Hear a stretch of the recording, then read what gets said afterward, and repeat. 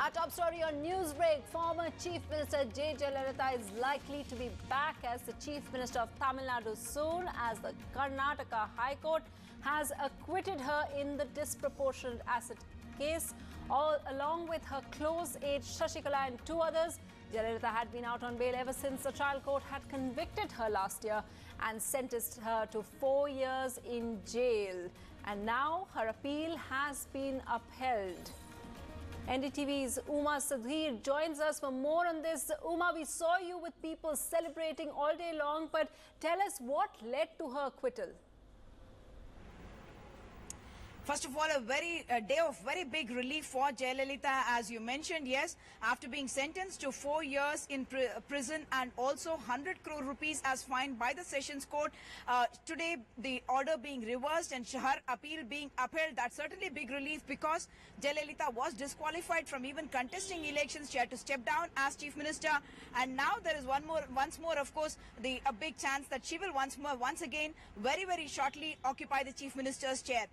This certainly came as a surprise. Some people joking about it, that it took 18 years for her conviction, whereas her acquittal took just 10 seconds in the Karnataka High Court. Whereas that, of course, is not technically right, because the High Court judge had also, of course, examined the evidence over several months and had in fact reserved the orders on the 18th of April. So to give him credit, yes, he did go through those several of those orders. But I must also point out that the prosecution, the public prosecutor, has mentioned that they felt that they were not given adequate chance to represent themselves. The specific points on which this particular upholding of the appeal of Jayalalithaa has come is that one of the main points that the judges pointed out is that the disproportionate assets as calculated as being seen now is only about 8%, 8.22%, which means that according to earlier judgments that have come in the case of disproportionate assets, there is every chance that acquittal can be given if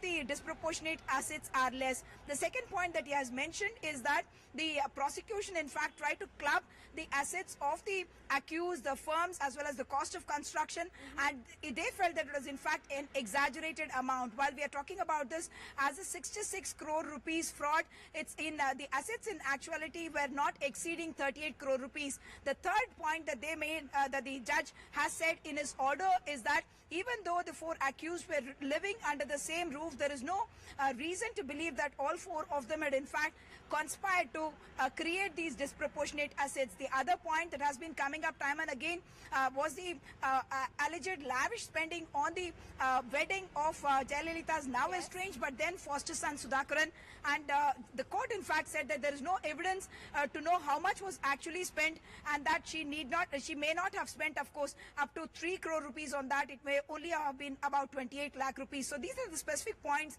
that the court has mentioned. It's a 919-page order. Those points are going to be looked at very carefully when anyone, whether it's the Karnataka High Court or Dr. Subramanian Swamy, goes in appeal in the Supreme Court. And of course, this judgment has major repercussions. So let's just look at some of the reactions coming in. We also know that the Prime Minister, Mr. Narendra Modi, has already called up former Chief Minister Jayalalithaa and congratulated her.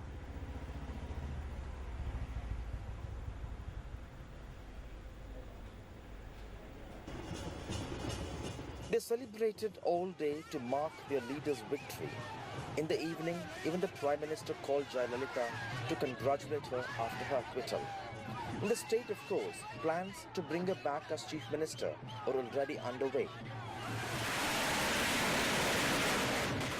The current Chief Minister Pannir Selvam was one of the first to go to her boss garden residence. He's likely to resign soon. But does Amma's acquittal from the assets case pave way for early elections in Tamil Nadu?